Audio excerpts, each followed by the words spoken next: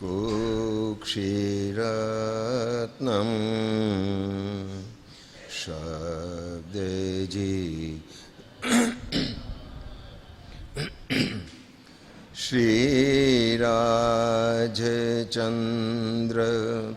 महं वन्दे तत्त्वलोचनदायकं प्रभुतत्त्वलोचनदायकम्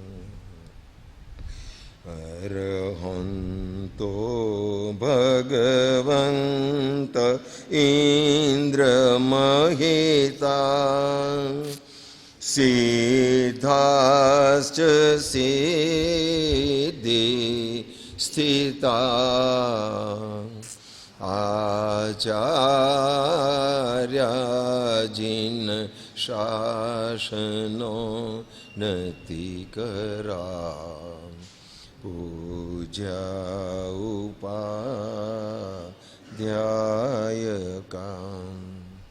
श्री सिद्धान्त सुपाठका मुनिवरा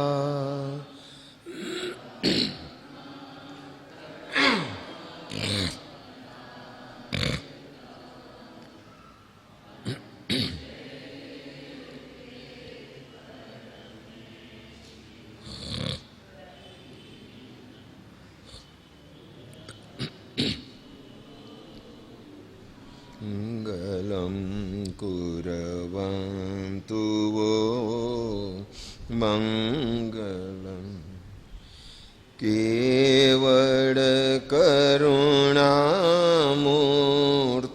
छो दीनबंधु दीननाथ पापी परमयनाथ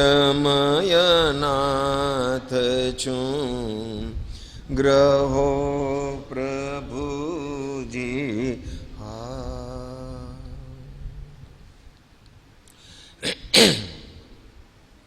श्रीमद રાજચંદ્ર વચનામૃત પત્રાંક 236 માધ્યમથી વિચારણા કરીશું.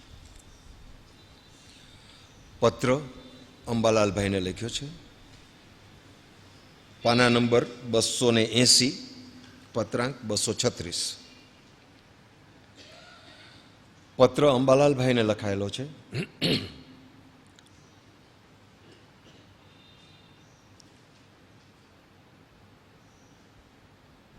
પત્રની બાબતમાં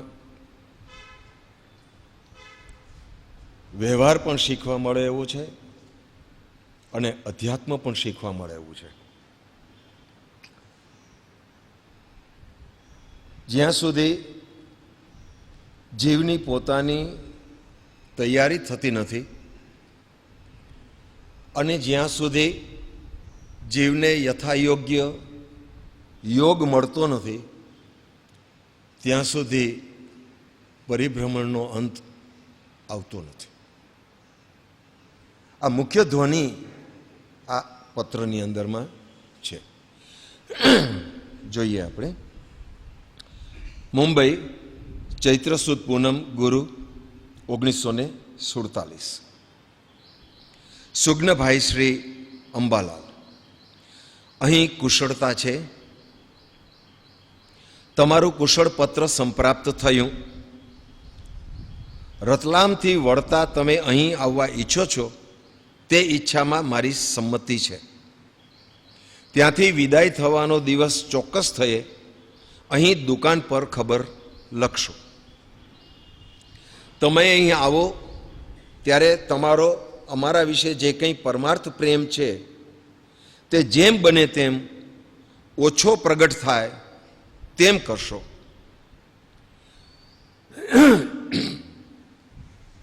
અંબાલાલભાઈ વ્યવસાય સંબંધે રતલામ ગયા છે. ત્યાંથી પાછા ખંભાત પાછા ફરવાના છે. ત્યારે જેને સદગુરુ મળ્યા છે એ એક પણ મોકો સદગુરુને મળવાનો ચૂકતા નથી. તો અહીંયા કૃપાળુદેવને પહેલાંથી જ પૂછાવે છે કે અમે રતલામથી પાછા વળીએ ત્યારે અમે તમારી પાસે આવીએ, તમારા સત્સંગમાં અમને કંઈ તમારી અનુમતિ છે, અમે આવીએ કે ના આવીએ? ત્યારે અહીંયા એમ લખે છે કે તમે અહીં આવવા ઈચ્છો છો તે ઈચ્છામાં મારી સંમતિ છે, તમે જરૂર આવજો. ત્યાંથી વિદાય થવાનો દિવસ ચોક્કસ થયે અહીં દુકાન પર ખબર લખશો કે જેથી તમારી વ્યવસ્થા થઈ શકે. તમે અહીં આવો ત્યારે તમારો અમારા વિશે જે કંઈ પરમાર્થ પ્રેમ છે તે જેમ બને તેમ ઓછો પ્રગટ થાય તેમ કરશો.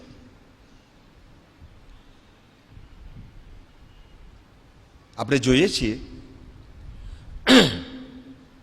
કે કોઈ પણ વ્યક્તિ તરફ આપણો જે અભિપ્રાય હોય એ અભિપ્રાય આપણે પહેલેથી પ્રગટ કરીએ તો આપણા અભિપ્રાય અનુસાર જ સામેની વ્યક્તિ પણ કંઈક એવી જ વાત કરે, તટસ્થ વાત ન કરે.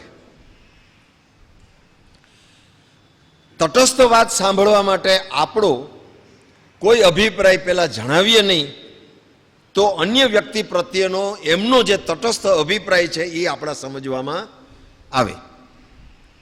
અહીંયા પણ કૃપાળુદેવ એમ કહે છે કે તમે અમારા વિશે કોઈ તમારો પરમાર્થ પ્રેમ છે એ વિશેષ પ્રગટ ના કરશો. આ તો અમારા ગુરુ છે ને અમારા તારણહાર છે ને એમના વગર અમને ક્યાંય ગમતું નથી ને રતલામથી આવતો હતો તો મને થયું કે લાવને આવવું, એવું બધું કાંઈ નહીં, કરવાની જરૂર નથી. સહજ રીતે રહેજો. અમારા વિશે તમારા પ્રેમ, તમારા હૃદયમાં પ્રેમ છે એ હકીકત છે, એ રાખજો પણ પ્રગટ ન કરતા. બીજી વાત એ છે કે જો એવો માણસ પ્રગટ કરે કોઈ સત્પુરુષ પ્રત્યેના પ્રેમને અને સામેનો જીવ પાત્ર હોય તો એને ફાયદો બી થાય, એને ફાયદો પણ થાય કે આવા વિચક્ષણ પુરુષ પણ આ વ્યક્તિની પૂજા ભક્તિ કરે છે તો આ વ્યક્તિમાં આપણને કદાચ ન દેખાય એવા ગુણો ઘણા હોવા જોઈએ તો જ આ વ્યક્તિ આની પૂજા ભક્તિ કરે છે. દાખલા તરીકે વર્તમાન જે ગુરુઓ છે એ કૃપાળુદેવની પૂજા ભક્તિ કરે છે, એમાં લિટરેટ માણસો પણ છે, ભક્ત માણસો પણ છે, વિચારક માણસો પણ છે, છૂટવાના કામી પણ છે, બધા જ જીવો છે. પણ કૃપાળુદેવની જે ભક્તિ કરે છે એ લોકોની ભક્તિ જોઈ અને આપણને ચોક્કસ એમ થાય કે આવા ઊંચે ચડેલા જીવો પણ કૃપાળુદેવની ભક્તિ કરે છે તો નક્કી કૃપાળુદેવની અંદરમાં કોઈક એવી વિશેષતા છે કે જે વિશેષતા આપણને ન નજરમાં આવતી હોય તો પણ આપણે ભક્તિ અવશ્ય કરવી જોઈએ. આ પણ એક મુદ્દો છે. અહીંયા એ મુદ્દો એટલા માટે અભિપ્રેત નથી કે રેવાશંકરભાઈ અને ખીમજીભાઈ મુંબઈની અંદરમાં કૃપાળુદેવની સાથે છે. એ બંને વેપાર સંબંધે જોડાયેલા છે અને એમને આ સત્પુરુષ છે કે કેમ એ તમે જાણો અને પછી અમને કહેજો. વેપાર સંબંધો હોય અને ગુરુ શિષ્યના સંબંધો એમાં કેવડો મોટો ફેર પડે. એ ફેરને કારણે એમ કહે છે કે તમે તમારો પરમાર્થ સંબંધ અમારી સાથે છે એ તમારી પાસે રાખજો, બહુ પ્રગટ ન કરતા, અને હવે જે સૂચના આપે છે એ પ્રમાણે તમે રહેજો એમ કહે છે. તો તમે અહીં આવો ત્યારે તમારો અમારા વિશે જે કંઈ પરમાર્થ પ્રેમ છે તે જેમ બને તેમ ઓછો પ્રગટ થાય તેમ કરશો. તેમજ નીચેની વાર્તા લક્ષમાં રાખશો તો શ્રેયસ્કર છે. મુખ્ય 3 મુદ્દા લખ્યા છે. ત્રીજા મુદ્દાની અંદરમાં પેટા 8 મુદ્દા લખ્યા છે. પહેલો મુદ્દો, મારી વિદ્યમાનતાએ ભાઈ રેવાશંકર અથવા ખીમજીથી કોઈ જાતનો પરમાર્થ વિષય ચર્ચિત ન કરવો. વિદ્યમાનતા એટલે હું સમીપ બેઠો હોઉં ત્યારે.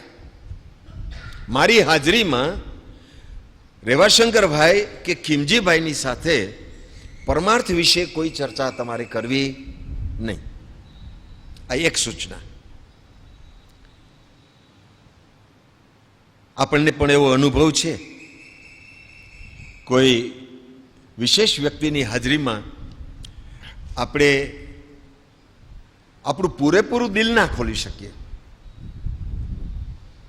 ખોલી શકાય? એનાથી અંજાયેલા હોય. અરે ઇવન આપણી શંકા પણ કહી શકતા નથી. નો કહેવાય. એ શું સમજશે? એ એમ કહેશે કે 30 વર્ષથી આ સત્સંગ કરો છો, આટલી નથી ખબર? આપણે આપણું હૃદય ખુલ્લું કરવું હોય ત્યારે આપણને બધી રીતની મોકળાશ હોય ત્યારે આપણે હૃદય ખુલ્લું કરી શકીએ. કૃપાળુદેવની હાજરી હોય, અને કૃપાળુદેવ અત્યંત પ્રજ્ઞાશીલ પુરુષ છે, આવા ભૂત ભાવીને જાણનારા છે, એવો અનેક બાબતો રેવાશંકરભાઈ અને ખીમજીભાઈને ખબર છે, અજાણ્યા નથી કંઈ.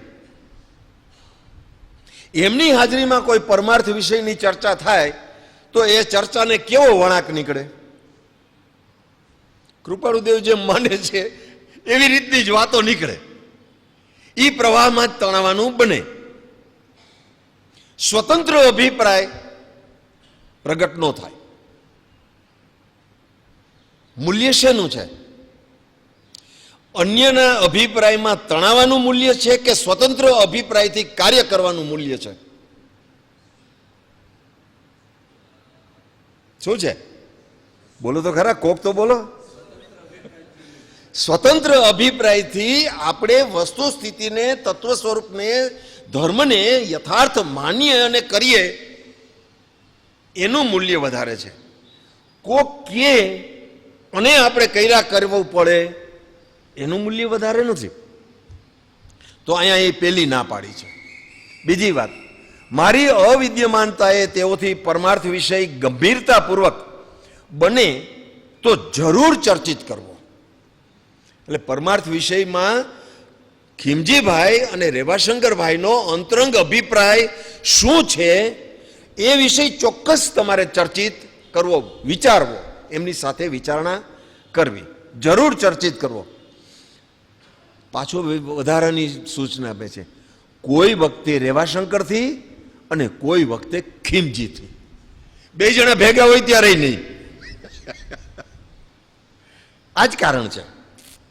ખીમજીભાઈ અને રેવાશંકરભાઈના અભિપ્રાય જુદા હોઈ શકે કે ન હોઈ શકે? કોઈના અભિપ્રાયથી તણાયા વગર સ્વતંત્ર અભિપ્રાય શું છે એ લોકોનો, એ જાણવું છે. હવે શું જાણવું છે એની વાત કરે છે. ત્રીજો મુદ્દો, પરમાર્થમાં નીચેની વાર્તા વિશેષ ઉપયોગી છે. 8 મુદ્દા છે. 8 મુદ્દા હું પહેલા વાંચી જાઉં છું, પછી ક્રમે કરીને એક એક પછી એક મુદ્દાનો આપણે વિચારણા કરીશું. બહુ અદ્ભુત મુદ્દા છે. પોતે પણ લખ્યું છે, સૌથી નીચે લખેલું છે, આ પત્ર વારંવાર મનન કરવા જેવું છે. પોતે આ પત્રમાં નીચે કૃપાળુદેવ લખે છે. પહેલો મુદ્દો, તરવાને માટે જીવે પ્રથમ શું જાણવું? બીજો મુદ્દો, જીવનું પરિભ્રમણ થવામાં મુખ્ય કારણ શું? ત્રીજો મુદ્દો, તે કારણ કેમ ટળે? ચોથો મુદ્દો, તે માટે સુગમમાં સુગમ એટલે થોડા કાળમાં ફળદાયક થાય એવો કયો ઉપાય?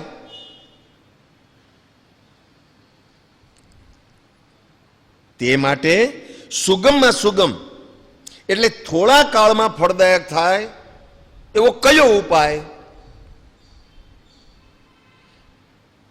આપણને પણ આ બધું લાગુ પડે છે. આપણે પણ તરવાના કામી છીએ કે નહીં? બરાબર ને? તો જ અહીંયા આવ્યા હોય ને. આપણે પણ તરવાના કામી છીએ.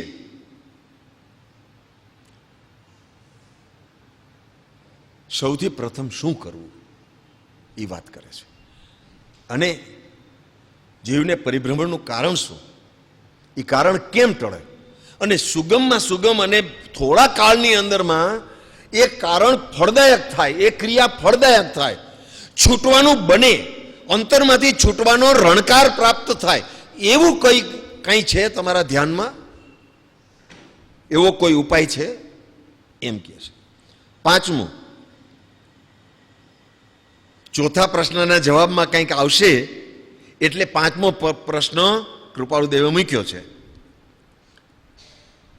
એવો કોઈ પુરુષ હશે કે જેથી આ વિષયનો નિર્ણય પ્રાપ્ત થાય કે કેમ તરાય? આ કાળમાં એવો પુરુષ હોય એમ તમે ધારો છો? તમને વળી એમ થાય કે આ પંચમ કાળમાં એવો કોઈ પુરુષ જ ના હોય. આ કાળની અંદરમાં એવો પુરુષ હોય એમ તમે ધારો છો? અને ધારો છો તો કેવા કારણોથી ધારો છો? તમને એવા પુરુષની ઓળખાણ છે?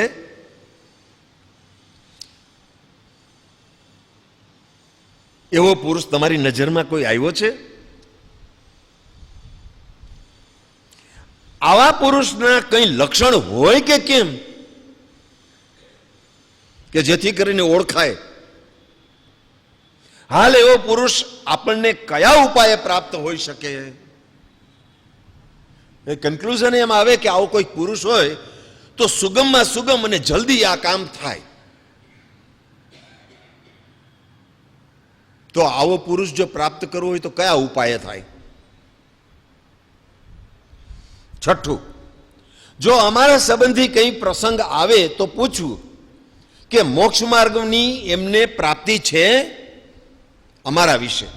એટલે કૃપાળુદેવ એમ કહે છે કે અમારા વિશે કંઈ ચર્ચાની અંદરમાં અમારું નામ આવે તો તમારે એમને પૂછવું કે રાયચંદભાઈ એમને મોક્ષ માર્ગની પ્રાપ્તિ છે?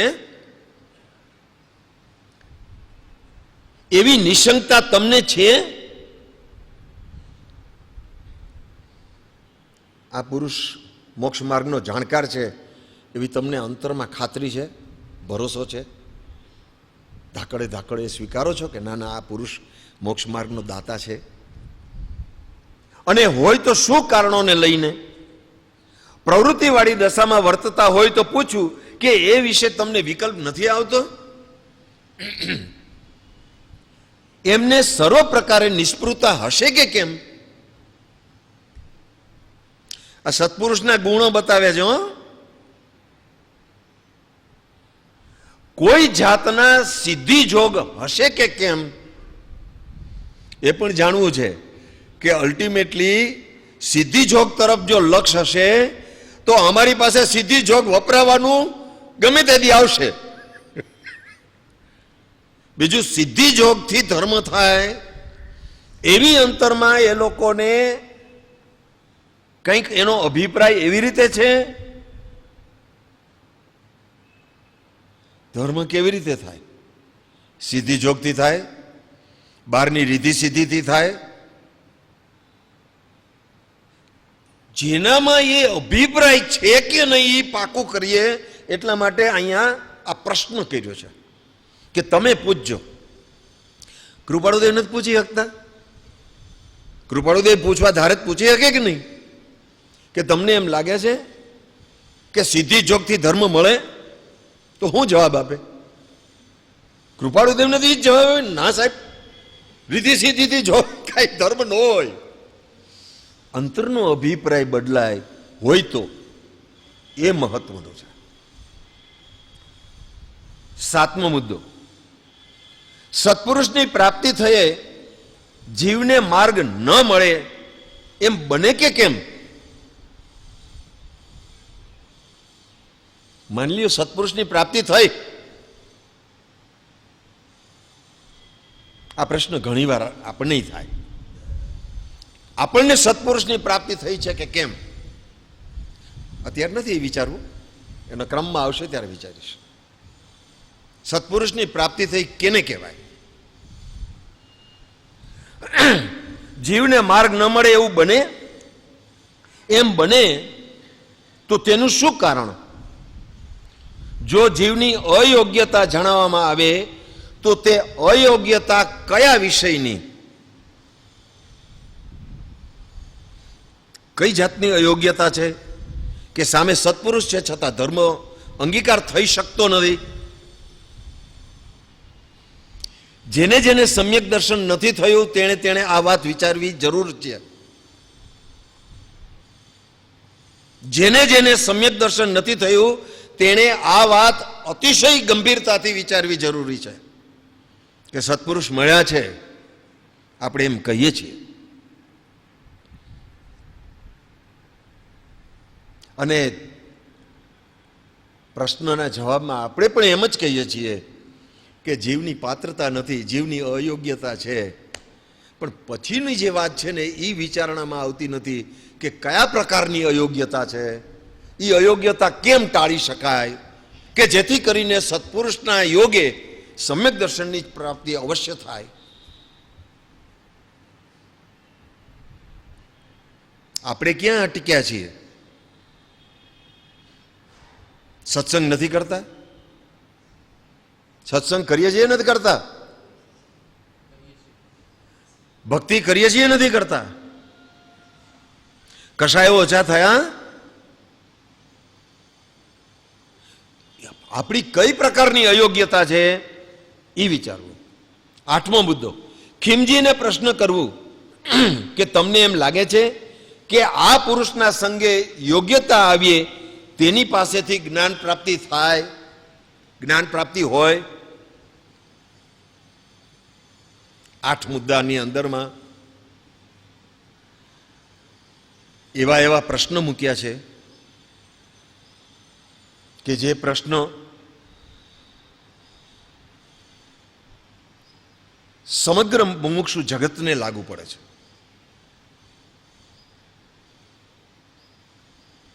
નજર સમક્ષ રેવાશંકરભાઈ છે, એમના કાકાજી સસરા છે, ભાગીદાર છે, ઉંમરમાં મોટા જ હોય. ખીમજીભાઈ છે, બુદ્ધિશાળી માણસ છે. એમના અભિપ્રાય કૃપાળુદેવને જાણવા છે. કંઈક જાણવાનું પ્રયોજન વિચાર કરતા એમ લાગે છે કે પૂર્વનું કોઈક ઋણાનુબંધ ચૂકતે કરવાનો અંતરમાં ભાવ છે કે જો આ જીવ એના અભિપ્રાયથી મુક્ત થઈ જ્ઞાનીના અભિપ્રાયને જો સ્વીકારે તો છૂટી જાય. આ અંતરનો ભાવ પ્રયોજન આ દેખાય છે વિચાર કરતા. અને આવા 3 મુખ્ય મુદ્દાની અંદરમાં 2 મુદ્દા તો વ્યવહારિક વાત છે કે અમારી હાજરીમાં કોઈ ચર્ચા કરવી નહીં અને અમારી ગેરહાજરીમાં ગંભીરતાપૂર્વક ચર્ચા કરવી, પરમાર્થ બાબતની, આડી અવડી ચર્ચા નહીં.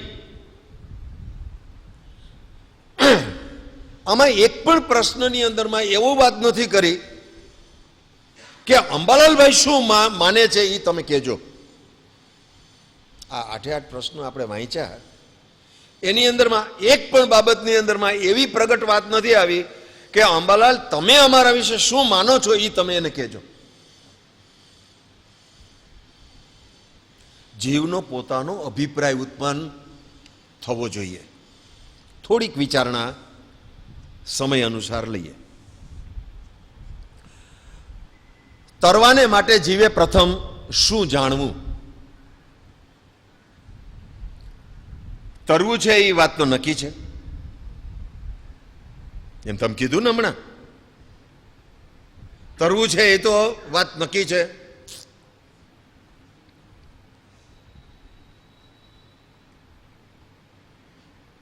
આપણે બુડી રહ્યા છીએ એવો અહેસાસ કેટલો છે? અંતર ખોજની વાત છે, જરાક વિચારજો. અંતરની અંદરમાં ખરેખર આપણે આ ભવ ભ્રમણની અંદરમાં, આ ભવ સમુદ્રની અંદરમાં ડૂબી રહ્યા છીએ. આપણો કોઈ આરોવારો નથી. સામાન્ય પુણ્ય ઉદયની અંદરમાં, સામાન્ય એટલા માટે કહું છું કે ચક્રવર્તી જેવું પુણ્ય નથી આપણી પાસે છે. આપણે આ ભવભ્રમણની અંદરમાં ફરી રહ્યા છીએ. જબરો થાક લાગ્યો છે કોઈને, આપણે બુડી રહ્યા છીએ એવો અંદરમાં અહેસાસ આવે છે ખરો?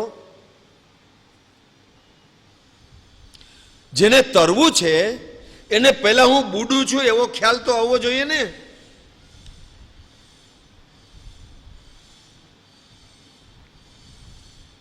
અભિનંદનજી સોવનમાં આનંદગંજી મહારાજ કહે છે, તરસ ન આવે હો મરણ જીવન તણો, આવું કહે છે. સીજે જો દરીસણ કાજ, જીવન મરણનો ત્રાસ જે જીવને પ્રાપ્ત થાય તે જીવને સમ્યક દર્શનની પ્રાપ્તિ થાય. સીજે બને, જ્યાં સુધી આ અંતરનો ભાવ આવતો નથી ત્યાં સુધી મુક્ત થવાની વાત કેટલા પ્રમાણમાં ગણાય.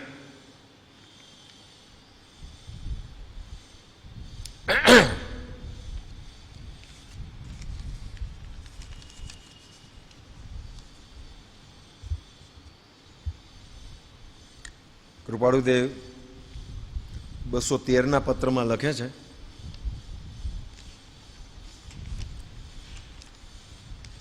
સંસાર આ લોક ત્રિવિધ તાપથી આકુળ વ્યાકુળ છે. 213 ઝાંઝવાના પાણીને લેવા દોડી તૃષા छिपाવવા ઈચ્છે એવો દીન છે. અજ્ઞાનને લીધે સ્વરૂપનું વિસ્મરણ થઈ જવાથી ભયંકર પરિભ્રમણ તેને પ્રાપ્ત થયું છે. સમયે સમયે અતુલ ખેદ, જ્વરાદિક રોગ, વિયોગાદિક દુઃખ અને મરણાદિક ભયને તે સેવે છે, એ દુઃખને તે અનુભવે છે. એવી અશરણતાવાળા આ જગતને એક સત્પુરુષ જ શરણ છે. સત્પુરુષની વાણી વિના કોઈ એ તાપ કે તૃષા છેદી શકે નહીં એમ નિશ્ચય છે. માટે ફરી ફરી તે સત્પુરુષના ચરણનું અમે ધ્યાન કરીએ છીએ. સંસાર કેવળ અશાતામય છે. કોઈ પણ પ્રાણીને અલ્પ પણ શાતા છે તે પણ સત્પુરુષના અનુગ્રહ છે, સત્પુરુષનો જ અનુગ્રહ છે. કોઈ પણ પ્રકારના પુણ્ય વિના શાતાની પ્રાપ્તિ નથી અને એ પુણ્ય પણ સત્પુરુષના ઉપદેશ વિના કોઈએ જાણ્યું નથી. તો ખરેખર વિચાર કરીએ કે ખરેખર આ જીવ આપણી ઉંમર ગમે એટલી થઈ, જેટલી થઈ એટલી,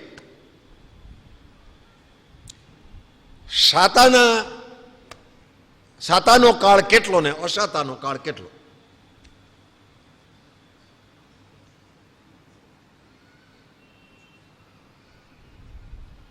હસવું આવે છે. શાતા થોડી અશાતા ઘણેરી એવો છે આ સંસાર. સંસારને સાચી રીતે સમજી લઈએ, ગમે તેટલો અનુકૂળ હોય, ગમે તેટલી સુખ સાહેબી હોય, સુખ નથી. સાહેબી સુખદ હોય, માનતણો મદ હોય, ખમા ખમા ખુદ હોય, એ તે કશા કામનું? જુવાનીનું જોર હોય, એશનો અંકોર હોય, આવું બધું લખ્યું, શું કામનું છે? ગમે એટલા પુણ્ય હોય, શું કામનું છે? ખબર નથી કે આ પુણ્ય એનો સમય આવશે ત્યારે આપણો સાથ આપીને જતું છે, રહેવાનું છે, એ ખબર છે કે નહીં? આમ તો ખબર બધી છે, બધી જ ખબર છે. કેમ નથી ખબર? સ્વાધ્યાયકારનું કામ તમને યાદ દેવડાવવાનું છે. આપણને નથી ખબર બધી? આવી અશાતા નિગોદની અંદરમાં કેટલી જીવે ભોગવી, એકેન્દ્રિયમાં કેટલી ભોગવી, વિકલેન્દ્રિય એટલે 2, 3 અને 4 ઇન્દ્રિયમાં કેટલી ભોગવી. બિલકુલ પરતંત્રતા. આપણું આયુષ્ય હોય ત્યાં સુધી જીવે, નહીં તો ગમે કોક મારવા માટે બેઠું જ છે આપણને. પંચ ઇન્દ્રિયની અંદરમાં સંજ્ઞી અને અસંજ્ઞીની કેવી દશા. તિર્યંચ જીવોના દુઃખો નજરે છે. મનુષ્યની અંદરમાં પણ દુઃખનો કોઈ પાર નથી. જ્યાં કંઈક બહારની શાતા દેખાય છે ત્યાં પણ અંતર્દાહ તો બળ્યા જ કરે છે. તો કઈ દશાની અંદરમાં આપણે બેભાન અવસ્થાની અંદરમાં જીવીએ છીએ? શું મૃત્યુ નથી આવવાનું?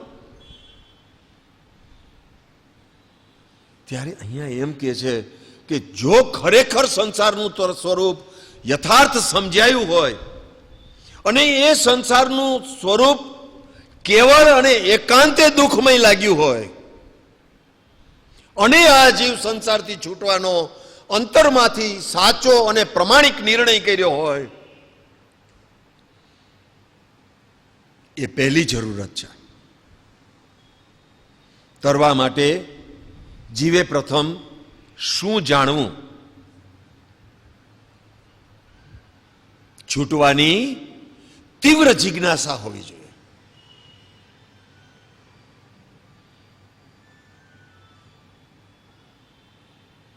વર્ષ દીના की गांठ को उत्सव गाय बजाय, मूर्ख नर समझे नहीं વર્ષ ગાંઠ કો જાય.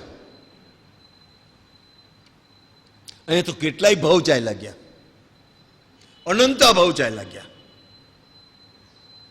આજે મહાપુણ્યએ આપણને મનુષ્યનો ભાવ મળ્યા પછી પણ જે કાર્ય કરવા માટે તું આવ્યો છો એ કાર્ય તને યાદ જ નથી. આપણે પારસને કંઈક લેવા મોકલો હોય, પછી દુકાને જાય, રેખાબેન તમને કહું છું, દુકાને જાય, દુકાને ગયા પછી પારસ ભૂલી ગયો. આમ ભૂલે એવો તો નથી, તો હોશિયાર છે, આ તો દાખલો છે. જે દુકાને જઈ પછી એટલી બધી વસ્તુઓ દુકાનમાં હતી કે મમ્મીએ શું કીધું, હું લઈ આવવાનું છે, હું ભૂલી ગયો. પાછો આવે,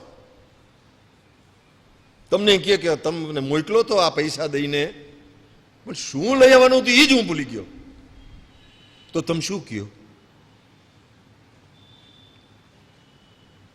તમે શું કહ્યું? જ્ઞાની એમ કે છે કે તમે બધા એ ભૂલી ગયા છો. તમારે મોક્ષનો પુરુષાર્થ કરવા માટે થઈને જબરજસ્ત પુણ્ય તમે ભેગું સેજે સેજે થયું. અકામ નિર્જરા શાસ્ત્રીય રીતે કહીએ તો, અને તમને મનુષ્યનો ભાવ મળ્યો. આ મનુષ્ય ભાવનો ભાવ ખરેખર છૂટવા માટેની બારી છે, એ તમે ભૂલી ગયા અને તમે રંગરાગની અંદરમાં પડી ગયા. શું કર્યું? ખરેખર યોગ્ય કહેવાય?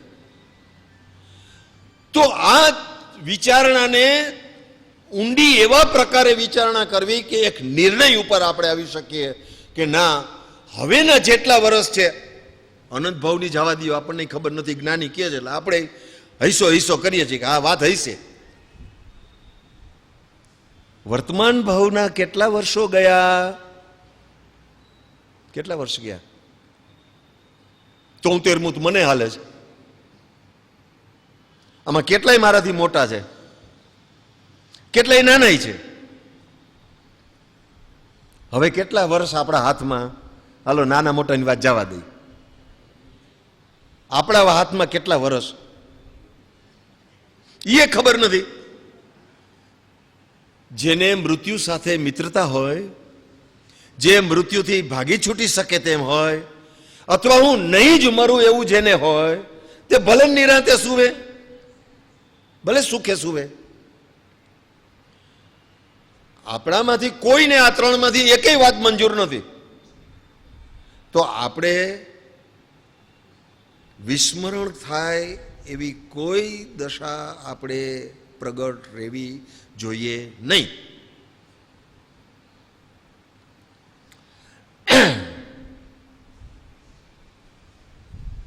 જીવે પ્રથમ શું જાણવું? આ જીવ હવે કેમ કરીને છૂટે એવી તીવ્ર તીવ્ર અભિલાષા કરી લેવી જોઈએ.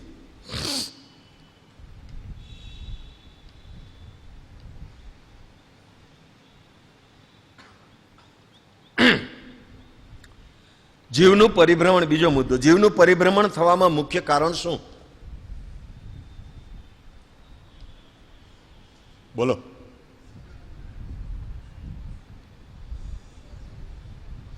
થોડુંક જોરથી બોલો.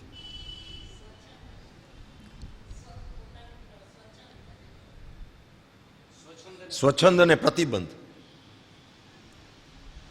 આવશે છે જ, એ જ કારણ છે. રાગ દ્વેષ અજ્ઞાન એ મુખ્ય કર્મની ગ્રંથ થાય નિવૃત્તિ જે હતી તે જ મોક્ષનો પંથ, તે જ મુક્તિનો પંથ, તે જ છૂટવાનો પંથ. પછી રાગ દ્વેષ અને એ શું કામ ઉત્પન્ન થાય છે? તો કે સ્વચ્છંદથી થાય છે.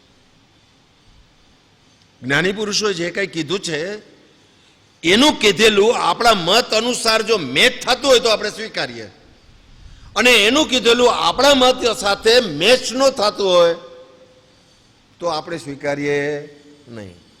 અનાદિકાળથી જીવ નિજ છંદે ચાલી પ્રયત્ન કરે તો પોતે પોતાથી છૂટી શકે નહીં. પણ જ્ઞાની પુરુષની આજ્ઞાનો આરાધક અંતર્મુહૂર્તની અંદરમાં કેવળ જ્ઞાનને પામે. એ તો મુક્તિની વાત થઈ. પરિભ્રમણ થવાનું મુખ્ય કારણ રાગ દ્વેષ અને અજ્ઞાન. શાસ્ત્રીય રીતે કહીએ, સૈદ્ધાંતિક રીતે કહીએ તો રાગ અને દ્વેષ છે એ ચારિત્ર મોહ છે, અને અજ્ઞાન છે એ વસ્તુના સ્વરૂપનું અજાણપણું છે, એ દર્શન મોહ છે. બાહ્ય પદાર્થ જેટલા હોય એટલા, કોઈ મકાન હોય, ઘર હોય, રાચરચીલું હોય, કોઈ વ્યક્તિઓ હોય, એનું બાહ્ય સ્વરૂપ, સોફા સેટ હોય, ફ્રીજ હોય, ડાઇનિંગ ટેબલ હોય, જે હોય, ફિક્સ ડિપોઝિટ પૈસા હોય, જે હોય, એક જ શબ્દમાં કેવું હોય તો આ બધું જળ છે, આ બધું પૂતગલ છે. આ જે દેખાય છે તે બધું પૂતગલ છે. આ જે મને દેખાય છે, તમને દેખાય છે, આ પણ પૂતગલ છે. આ પૂતગલ તત્વ ખરેખર શું છે એની આ જીવને સમજણ નથી, એને કારણે પરિભ્રમણ પ્રાપ્ત થયું છે. આ એક વિભાગ. બીજો વિભાગ, જાણનારો શું ચીજ છે, એટલે કે આત્મા શું ચીજ છે એ એને ખબર નથી. જીવની મોટામાં મોટી ભૂલ શું? કે પોતે પોતાને ભૂલી જવું અને પોતાના નહીં એવા પરને પોતાના માનવા. આ જે વસ્તુના સ્વરૂપને યથાર્થ રીતે સમજણમાં ગ્રહણ નથી કરી, માટે એને અનાદિકાળથી જે પરદ્રવ્યો સાથે જે સંસ્કારવશ રાગ અને દ્વેષ, ગમો અને અણગમો રહ્યા છે, તે ગમા અને અણગમાની અંદરમાં આ જીવ પોતાના આત્માના પ્રવાહને તેમાં ખેંચી જાય છે, એમાં જોડે છે, એમાંથી સુખ મેળવવાની ટ્રાય કરે છે, અને ક્ષણિક સુખની અંદરમાં આનંદ માણી લે છે. જે આ પ્રવૃત્તિ કરે છે એને કારણે નવા નવા કર્મબંધ ઉત્પન્ન થાય છે, જૂના ખરે છે, ખરતાની સાથે નવો બંધ બંધાય છે. એમ આત્મા કર્મથી સમગ્ર રીતે, સંપૂર્ણ રીતે છૂટી શકતો નથી. આ એના પરિભ્રમણનું કારણ છે. આ સિવાય કોઈને પરિભ્રમણનું કારણ સૂજે છે? દેખાય છે? પરિભ્રમણનું કારણ શું?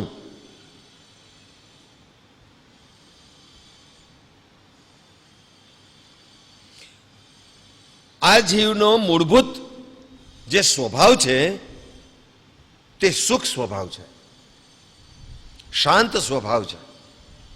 આત્માની અનંત શક્તિઓ છે, અનંત ગુણો છે. ગુણ એટલે શક્તિ, અનંત ગુણો છે.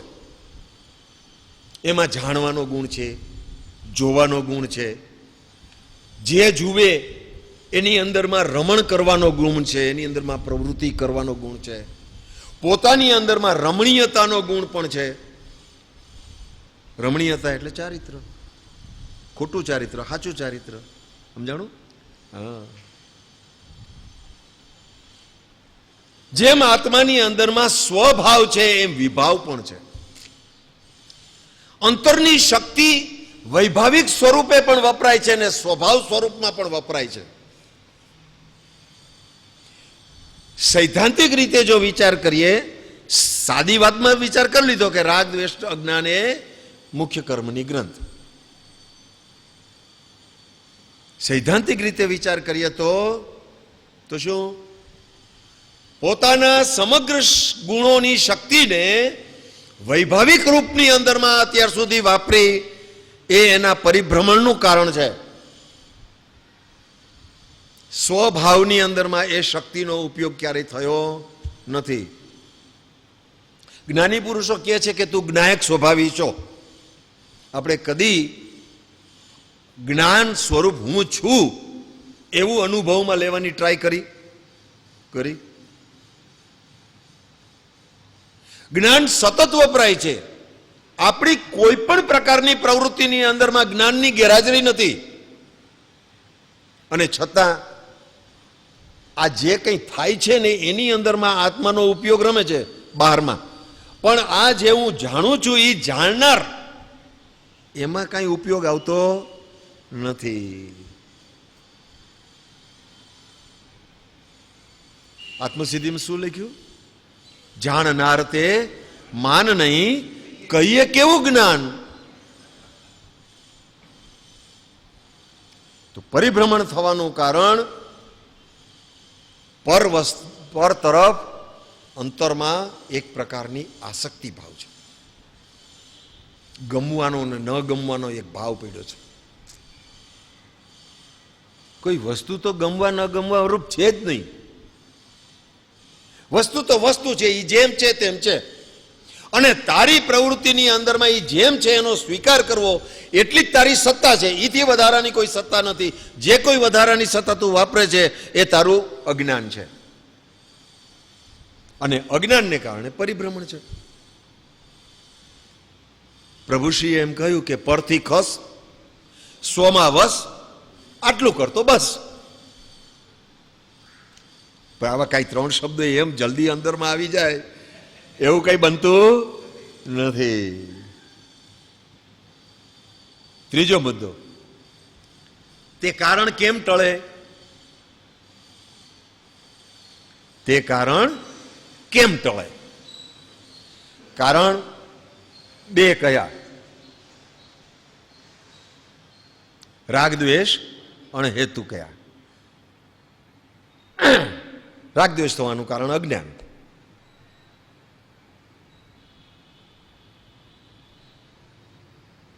જગતનું સ્વરૂપ જેમ છે તેમ સ્વીકાર બુદ્ધિ થાય તો પરિભ્રમણનું કારણ ટળે. પરિભ્રમણ થવાનું કારણ રાગ દ્વેષ અજ્ઞાન, દ્રવ્યની રમણતા, એટલે કે બહિર્મુખ દશા હંમેશના માટે, અંતર્મુખ દશા નહીં. પોતાના આત્માને, પોતાના સ્વરૂપને જાણવાનું કોઈ દિવસે બન્યું નહીં. એને કારણે પરમાં રમ્યા, પરની અંદરમાં ગમો અણગમો કર્યો, રાગ દ્વેષ કર્યા, અને એને કારણે નવા નવા કર્મ બંધ કર્યા, અને નવા કર્મ બંધ કરવાને કારણે પરિભ્રમણ પ્રાપ્ત થયું. હવે એ કારણ કેમ ટળે? જે કારણ બંધના તે બંધનો પંથ, તે કારણ છેદક દશા મોક્ષ પંથ ભવ અંત. કેટલું સ્પષ્ટ લખ્યું. એક અહોભાવ આપણને આવે કે આ ભગવાન કેવી વાત લખી ગયા છે માત્ર 1.5 કલાકમાં. અદભુત લખ્યું છે. જે કારણથી પરિભ્રમણ પ્રાપ્ત થયું એની વિરુદ્ધના કારણો, એ કારણ નો સેવાય એવી પ્રવૃત્તિ ચાલુ કરી દેવી. એ પ્રવૃત્તિ કેમ થાય, કેવી રીતે થાય? સત્સંગ સાંભળીએ ત્યારે તો એમ થાય છે કે ના, રાગ દ્વેષ નો જ કરાય, પાકે પાયે નો જ કરાય, એમ થાય છે.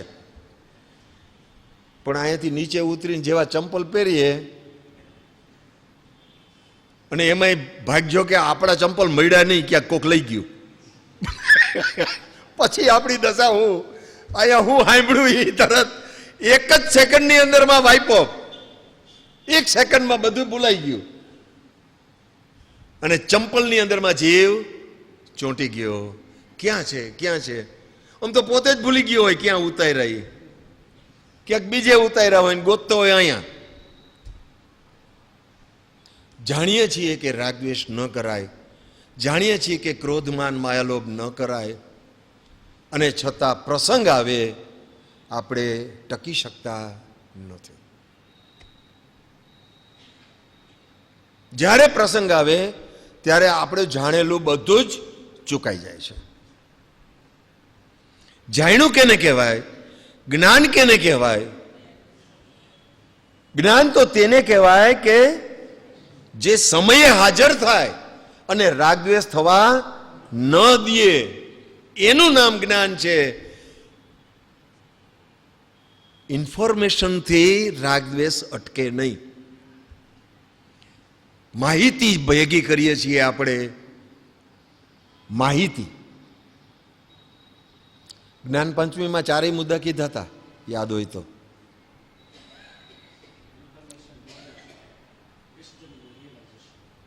હા, સરસ, ગુડ. દિલીપભાઈને યાદ છે. પહેલું ઇન્ફોર્મેશન છે, માહિતી ભેગી કરીએ છીએ. પછીનું બીજું સ્ટેજ સ્વીકાર ભાવ થાય છે, એને નોલેજ કહેવામાં આવે છે.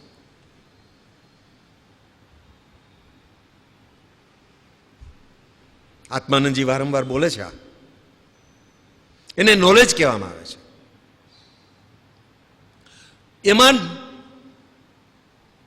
વિવેક પ્રગટે, હે જ્ઞેય ઉપાદેયનો વિવેક પ્રગટે, અને જે છોડવા જેવું છોડી શકે, આદરવા જેવું આચરી શકે, એને વિઝડમ કહેવામાં આવે છે, એને ડાપણ કહેવામાં આવે છે. અને જે જીવને વિવેક પ્રગટે એ જીવ અંતર્મુખ થઈ અને પોતાના આત્માની સમજણ પ્રાપ્ત કરી લે, અનુભવથી પ્રાપ્ત કરી લે. તો જ્ઞાન એને કહેવાય કે જે સમયે હાજર થાય, નિમિત્ત વચ્ચે હાજર થાય.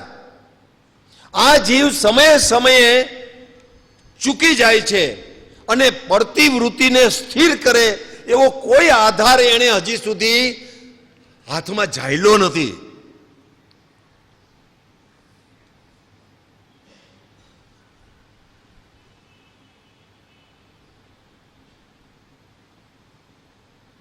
ચોમાસાની અંદરમાં ઝૂંપડાને ટેકો દેવો હોય, ઝૂંપડાને ટેકો દેવો હોય કે આ વધારે વરસાદમાં પડે નહીં, તો કેવો ટેકો દેવો જોઈએ? કે ટેકો સાબુત હોય એવો દેવો જોઈએ ને. ઉધઈ ખાઈ ગયેલું લાકડું આમ રાખીએ તો એ ટકે? ટકે તો નહીં, પણ આપણને એક મનની અંદરમાં ખોટો વહેમ આવી જાય કે ટેકો મૂક્યો છે. અને વરસાદ વધારે આવ્યો અને પડ્યું, પછી ખબર પડે કે સારું લાકડું હરખું નહોતું. અત્યારે કેવો ટેકો મળ્યો છે. ટેકો લેતાય આવડવો જોઈએ, ટેકો લેતા પણ આવડવો જોઈએ. ઈ ટેકો લેતા એટલા માટે નથી આવડતો કે પોતાનો સ્વચ્છંદ નડે છે.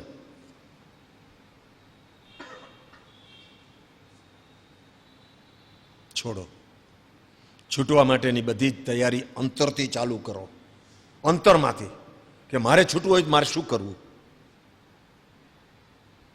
છૂટવું છે એ તો બધાને લગભગ પ્રાય એક મત છે,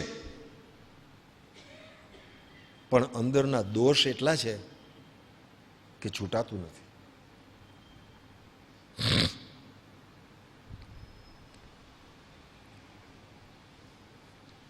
ત્રીજા કારણનો થોડોક વિસ્તાર કરી લઈએ.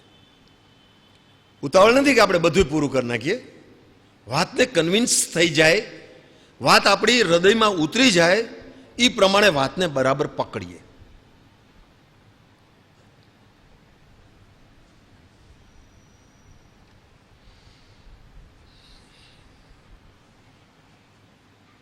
બહિર્મુખ અવસ્થાની અંદરમાં સાંભળજો, બહિર્મુખ અવસ્થાની અંદરમાં આ જીવની શું શું પ્રવૃત્તિ, અને એ પહેલા નક્કી કરવું જોઈશે કે બહારમાં આત્મા નથી, આત્મા અહીંયા અંદરમાં પડ્યો છે. જે સ્વરૂપ સમજ્યા વિના પામ્યો દુઃખ અનંત, સમજાવ્યું તે પદનમું શ્રી સદગુરુ ભગવંત. તો જો બહારમાં આત્મા ન હોય અને પોતાના આત્માનું સ્વરૂપ જો ચૂકાઈ ગયું હોય કે જે સ્વરૂપની અંદરમાં જ સુખ છે અને તું સુખનો ગ્રાહક છો, તો હવે તારે શું કરવું જોઈએ? બહિર્મુખ વૃત્તિથી તારે છૂટવું જોઈએ કે ના છૂટવું જોઈએ? અંતર્મુખ વૃત્તિ હજી આવી નથી, પણ બહિર્મુખ વૃત્તિથી તો છૂટવું જોઈએ ને. સૌથી પહેલો વિચાર કરીએ 5 ઇન્દ્રિયના વિષયોનો. ત્વચા, રસ, સુગંધ દુર્ગંધ, ચક્ષુથી જોવાની પ્રવૃત્તિ અને કાનથી સાંભળવાની પ્રવૃત્તિ. આ જે પ્રવૃત્તિ છે એ બધી જ પ્રવૃત્તિ બહારમાં જ ચાલે છે. આ જે આ ઇન્દ્રિયો મળી છે એ જળ સાથેની આપણી અતિશય લાગણીને કારણે મળી છે. જળના જ ગુણ છે કે નહીં? હે, રૂપ, રસ, ગંધ, વર્ણ, સ્પર્શ, આ બધું કોના ગુણ છે? જળના ગુણ છે. જળ સાથેની પ્રીતિને કારણે આ જળ ઇન્દ્રિયો એનું સુખ મેળવવા માટે, ભ્રાંતિગત સુખ મેળવવા માટે આ બધી ઇન્દ્રિયો આપણને મળી છે. એ ઇન્દ્રિયોનો જે વપરાશ થાય છે ત્યારે આત્મા જો સજાગ હોય તો બહિર્મુખ દશા ઢીલી પડે, ઢીલી. ત્વચાનો વપરાશ અનાદિકાળથી છે. અનાદિકાળથી એટલે ખરેખર નિગોદમાં હતા ત્યારથી છે. આજે સમજણ પ્રાપ્ત થઈ એમ ઘણીવાર માની લઈ, એ માનવાનું જ છે. એમ માનો વાંધો નહીં. સમજ્યા એ તો સમાયા છે, પણ એ વ્યાખ્યા બીજી છે. આપણને એટલી ખબર પડી કે આ જે બધા બહારની ઇન્દ્રિયો જે છે એ આપણને દુઃખદાયક છે અને દુઃખ જોઈતું નથી, માટે એમાંથી આપણે પાછું હટી જવું છે. આ શરીરની શાતાશિલ્યાની અંદરમાં આપણી પ્રવૃત્તિ કેટલી? નીચે તો હવે લગભગ માણસો બેસી શકતા નથી, બધા એની ખુરશી જોઈ છે. પછી ખુરશી જોઈ, પાછું ખુરશીનો એ મોહ છે. પાછું જે ખુરશી ઉપર હું ગયા રવિવારે બેઠો તો ત્યાં જ મારે બેહવું છે. આ જે પ્રવૃત્તિ અંતરમાં ચાલે છે એ વસ્તુ કે એ જગ્યા પ્રત્યે અંતરમાં એક મોહની લાગણી બંધાય છે, સંબંધની લાગણી બંધાય છે, આ બહારમાં બંધાય છે. એમાંથી છૂટવું છે. આપણા મહારાજ માસદીજી કેમ વિહાર કરીને જાય છે કે ક્ષેત્ર પ્રત્યે પણ એને લાગણીનું બંધન ન થાય એટલા માટે. અને આપણે હંમેશા અહીંયા જ બેહવું નહીં. આવતા રવિવારે તું અહીંયા ન બેસતો આમ નીકળ બેસજે, અને પછી વિચારજે કે આ શું થાય છે. હા, એ ન ફાવે એ જ બંધ કરવાનું છે. ફાવે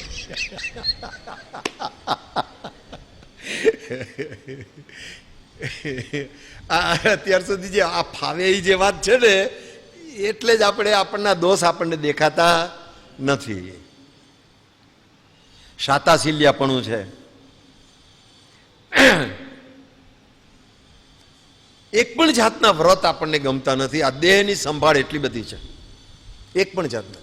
ઇવન ઉણોદરી થતું નથી. ખાવાની છૂટ, જાઓ પણ ઓછું ખાય એટલું તો કર, એ નથી ગમતું. આ શરીરને જરાક તાવ આવે, શરદી થાય, મુશ્કેલીનો પાર નહીં. આનંદગંજી મહારાજ શું કહે છે? काया अब चलो संग हमारे तो है कारण में जीव संहारे, झूठ बोले अपारे, चोरी करी पर नारी सेवी, પરિગ્રહ અતિશય ભારે આ ધારણ કર્યો. કાયા એમ કહે છે જીવને, મેં ન ચલુંગી તો હે સંગ ચેતન, કહા કહત વારંવારે. વારંવારે આવું બોલીને તો આનંદગંજીએ હદ કરી નાખી કે હા તું મૂર્ખ છો, શું તને વારંવાર કેવું. તે કરેલા પુણ્ય અને પાપ તારી સાથે આવશે, બીજું કોઈ આવે એમ નથી. આ બીજી ઇન્દ્રિય રસનાની. આપણા ગમતા રસ મળે તો એમાં કેટલો રાગ, અને અણગમતા મળે તો કેટલો દ્વેષ. રાગ દ્વેષ અજ્ઞાન કીધું ને બંધાવાનું કારણ. કેટલો રાગ અને કેટલો દ્વેષ. અચ્છા, અંદરમાં ગમતા રસની અંદરમાં આત્માની પ્રવૃત્તિ શું થાય છે એ કોઈ દિવસે વિચારતા નથી. અચ્છા, આ રસ જે છે એ આત્મપ્રદેશમાં પહોંચે છે કે ખાલી જ્ઞાન સુધી આવીને ઊભો રહી જાય છે એ પણ આપણે વિચારતા નથી. આ પ્રેક્ટિકલ બધી વાત છે. સુગંધ હોય મજા, કાનમાં પૂંબડું નાખે આમ.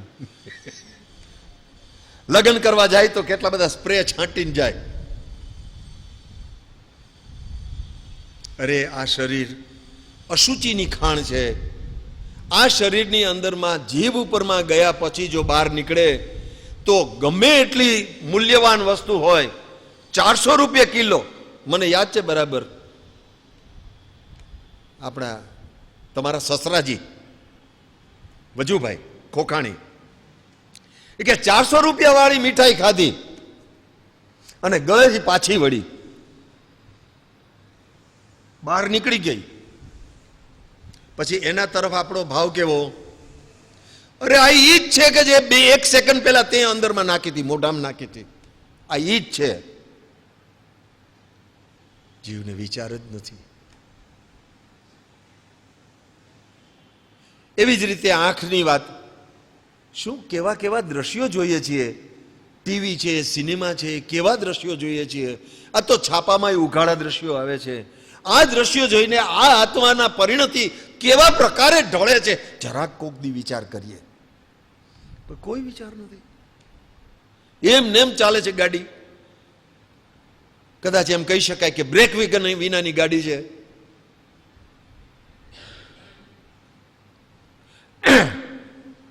બીજો મુદ્દો, કષાયોની કેટલી આપણી તીવ્રતા છે. ક્રોધમાન માયાલોભ કેવા થાય છે. હાસ્ય રતિ અરતિની અંદરમાં કેવા આપણે સપડાઈએ છીએ. સ્ત્રી વેદ, પુરુષ વેદ, નપુંસક વેદની અંદરમાં આપણે કેવા ભાવ થાય છે.